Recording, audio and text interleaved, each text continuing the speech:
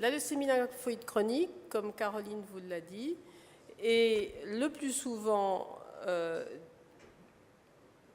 on y pense le plus souvent devant une prise de sang qui a été faite complètement pour autre chose ou à titre systématique.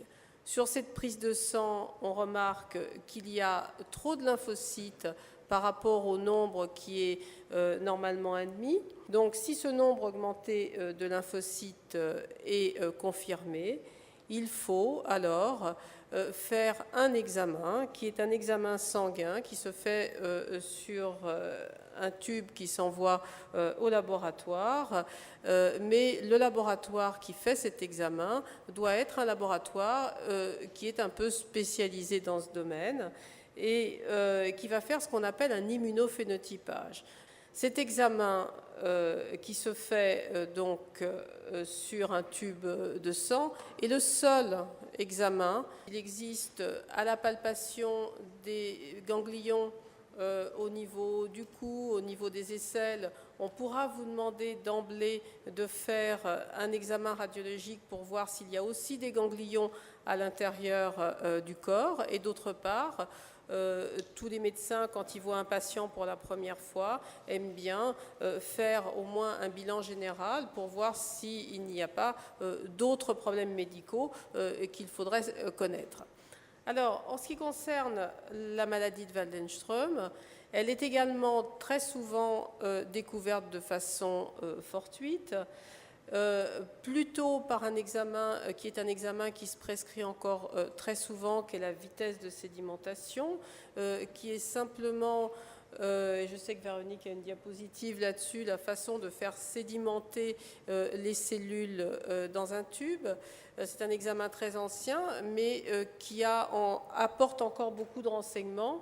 Et lorsqu'il y a cette protéine dont on vous a parlé qui circule en excès dans le sang, elle va entraîner les globules rouges vers le bas et vous allez avoir une vitesse de sédimentation qui va être accélérée et c'est un point d'appel possible.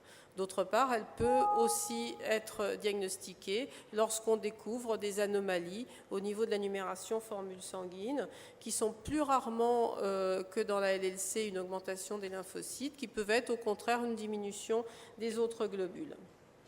Alors là, effectivement, on a besoin de plusieurs examens. D'abord, au niveau du sang, on va vérifier qu'il existe effectivement cette anomalie au niveau du taux de protéines et on va caractériser cette protéine et d'individualiser comme ça celle qui est anormale par sa présence. C'est ce qu'on appelle une électrophorèse et on va ensuite pouvoir la caractériser et montrer qu'il s'agit bien de ce qu'on appelle une IgM. Là encore, suivant les besoins, il y aura des examens radiologiques pour apprécier l'existence ou non de ganglions et d'une augmentation de volume de la rate pour compléter le bilan. J'avais une question par rapport à ce diagnostic. Là, on distingue de deux grandes maladies, la LCC et la maladie de Waldenström, mais est-ce qui sont dues peut-être à ce que aux connaissances qu'on avait au départ, mais est-ce que maintenant, dans le diagnostic, on s'aperçoit que ces deux grandes familles, en fait, se décomposent en des choses beaucoup plus subtiles et des maladies qui s'identifient et qui seraient cousines, mais assez spécifiques, chacune d'un type de diagnostic plus fin, donc d'un type de traitement par la suite? Alors, vous avez tout à fait raison, il y a des sous-classes de maladies dont on n'a pas parlé, parce que c'est un petit peu compliqué. La leucémie lymphoïde chronique notamment.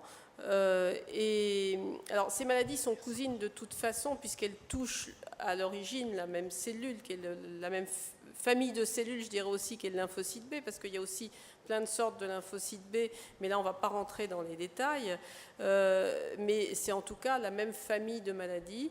Et il y a des sous-types de maladies qui, même pour nous spécialistes, ne sont pas très bien individualisées. À savoir que je vous ai parlé du phénotypage. Lorsque le phénotypage aboutit à faire un diagnostic de leucémie lymphoïde chronique, il y a un score bien précis pour aboutir au diagnostic. Lorsqu'on n'atteint pas le chiffre de ce score, on est dans une situation qu'on appelle atypique et on est dans un cadre de maladies qui sont des maladies un petit peu intermédiaires et pour lesquelles on est vraiment là en plein dans des recherches actuelles justement pour leur définir bien un cadre en allant beaucoup plus profond dans leur identification.